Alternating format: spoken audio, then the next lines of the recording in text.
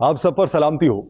अबुल मुजाहिद जाहिद का लिखा हुआ है, नई सुबह चाहते हैं, नई शाम चाहते हैं, जो ये रोजो शब बदल दे वो निजाम चाहते हैं, वही शाह चाहते हैं जो गुलाम चाहते हैं, कोई चाहता ही कब है जो अवाम चाहते हैं।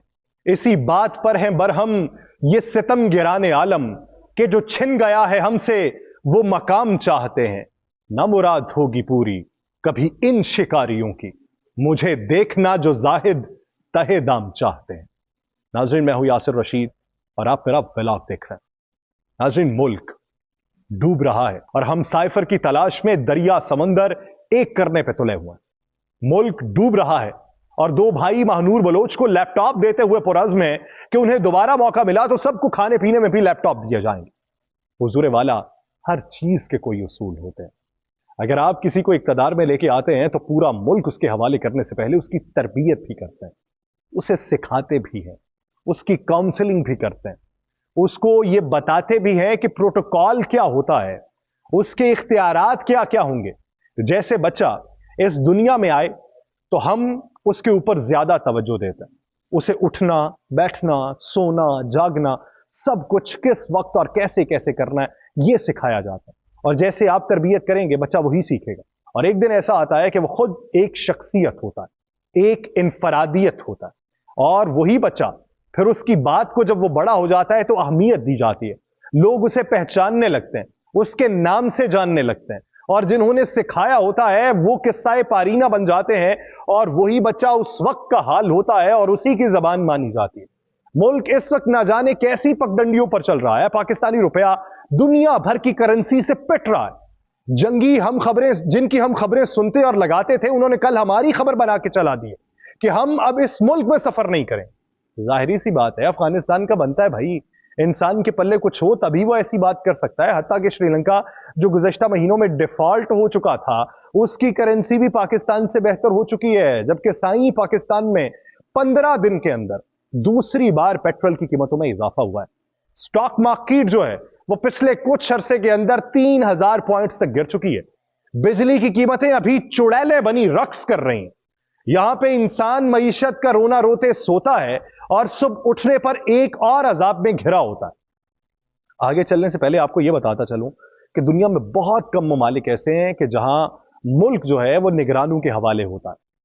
हमारे यहाँ सेटअप एक ऐसा है कि नए इंतखाबात करवाने से पहले निगरान हुकूमत आती है, जिसे गैर जानिबदार हुकूमत होने का यहाँ पर बताया जाता है। अमेरिका जिसे हम साजिशों का मटका गर्दानते हैं, लेकिन वो अपने मुल्क के लिए कितने फिक्रमंद और दयानतदार हैं ये भी किसी से ढका छुपा नहीं है। और हमारे यहाँ सेरते टोपी ते नीयत खोटी वाला हिसाब होता है।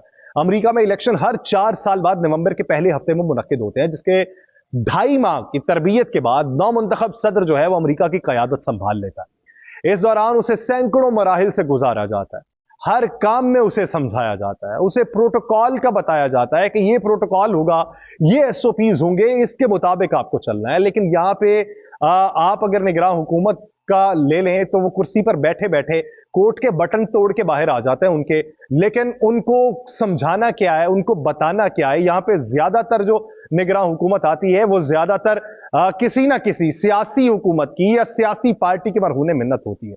यहां पे कोई जवाबदेही भी नहीं होता, इसलिए मन मर्जियां भी चलती हैं, जल्द दबाव में आ जाते हैं। आईएमएफ के सामने, दीगर इदारों के सामने उनकी फौरन कांपे भी टांग जाती हैं और इतने लचकदार हो जाते हैं कि जिधर को उन्हें मोड़ दिया जाए, या यूं कहें कि मोड़ दो तो मोड़ जाते।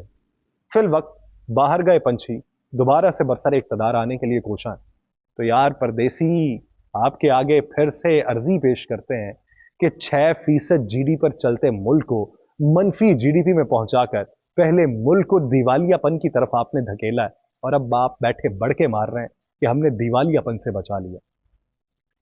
बहुत से अफराद ऐसे हैं, हमारे शहबाज शरीफ साहब, उनसे पूछना है कि मौका तो कौम ने ये 16 माह वाला भी नहीं दिया था। आपको तो ये ऑपरेशन रजीम चेंज की मेहरबानियां हुई, लेकिन अब आपने जब मैदान में आना है, सामना करना होगा उस अवाम का जिन्हें आपने मकरूज कर दिया है, बदहाल से बेहाल कर दिया है। वो अवाम आपसे बैठी सवाल करेगी तो उसको जवाब देने के लिए क्या होगा आपके पास। सबसे अहम और फिक्र अंगेज बात यह है कि पीटीआई के चेयरमैन पर किन किन मुकदमात में गिरफ्तारी डालनी है। गिरफ्तारियां डाल दी गई, कहां कहां से इंस्पेक्शंस करनी है, कहां कहां पे इंस्ट्रक्शंस देनी है, ये सारा कुछ होगा। इसके अलावा एक और भी फिक्र खाई जा रही है कि इलेक्शन को किस तरह इल्तवा पे डालें। पाकिस्तान के अंदर रोना किसने है? क्या सिर्फ जमहूर की किस्मत के अंदर रोना है? इसके बरक्स अवाम की तकालीफ की किसी हंजारों ना हंजार की कोई फिक्र नहीं है। उनका महंगाई ने जीना हराम कर रखा है। रोटी कपड़ा और मकान का उसूल ही जिंदगी का अव्वल और आखिर बना दिया गया है। रहा सहा झटका बिजली के बिलों ने पूरा कर दिया है। किस तरीके से पूरा करेंगे? एक तरफ 6 अरब की सब्सिडी की बात IMF से की थी, लेकिन IMF नहीं माना और IMF ने कहा कि ये 15 अरब तक की बात चली जाएगी। दूसरी तरफ PIA जो है वो सहारा हासिल करने के लिए उसने हुकूमत को लिख रखा था कि 23 अरब रुपया हमें दिया जाए, तो दूसरी तरफ हुकूमत ने कहा है कि आप 23 अरब हमसे ना लें, आप निजी बैंकों से ले लें। अब की बार अवाम के साथ जो शदीद जुल्म हुआ है उसकी नजीर नहीं मिलती। एक ही झटके में बिजली इतनी महंगी हुई कि मुतवसत तबके और मिडिल क्लास की चीखें निकल गई। दूसरी जानिब अवामी आतिश फिशा जो काफी अरसे से दहक रहा था अचानक फट पड़ा। अब शहर शहर एहतजाज होते हैं, लोग ग्रिड स्टेशन जाते हैं, बिजली के तरसीली महकमों के दफातर का घेराव करते हैं और सड़कें बंद कर देते हैं और कहते हैं माई बाप हमने आपका क्या बिगाड़ा था कि हमारे साथ ऐसा हो रहा है। लेकिन हम IPPs के चुंगल में फंसे हुए हैं, हम किधर से निकलेंगे?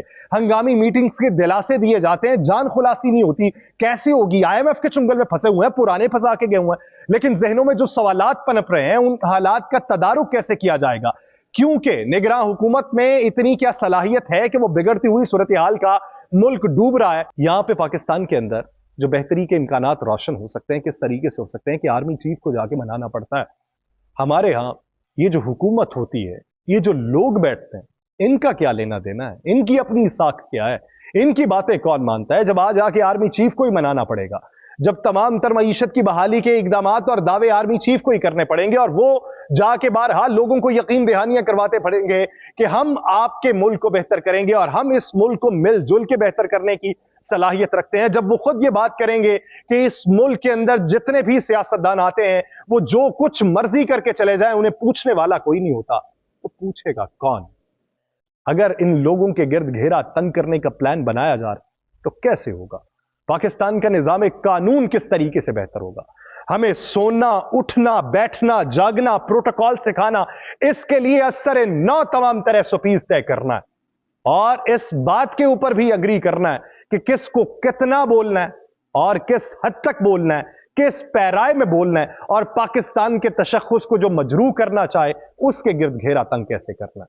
ये सिस्टम को बेहतर करने की जरूरत है, उसके लिए निजाम इंसाफ बेहतर होने की जरूरत है, उसके लिए बैनुल अक़वामी सतह के ऊपर पैगामात देने की जरूरत है। और वो पैगामात किस तरीके से दिए जा सकते हैं? वो इस तरीके से दिए जा सकते हैं कि कानून की हुक्मरानी हो, कानून के ऊपर कोई कदगन ना आए, कानून को लेके सारी बातें हो।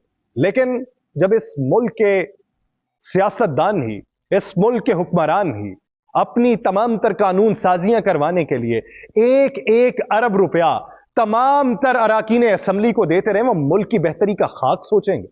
उन्होंने किस चीज की दरामद करनी है, किस चीज की बरामद करनी है, खाक सोचेंगे? मुल्क के अंदर कहां कहां पे कार्टलाइजेशन हो रही है उसका खाक सोचेंगे? मुल्क से स्मगलिंग किस तरीके से हो रही है उसका खाक सोचेंगे? मुल्क के अंदर जखीरा अंदोजी कौन कर रहा है उसका खाक सोचेंगे? अगर सोचेंगे तो सिर्फ अपनी सोचेंगे, अपनी सियासत की सोचेंगे, अपने मुस्तकबिल का सोचेंगे।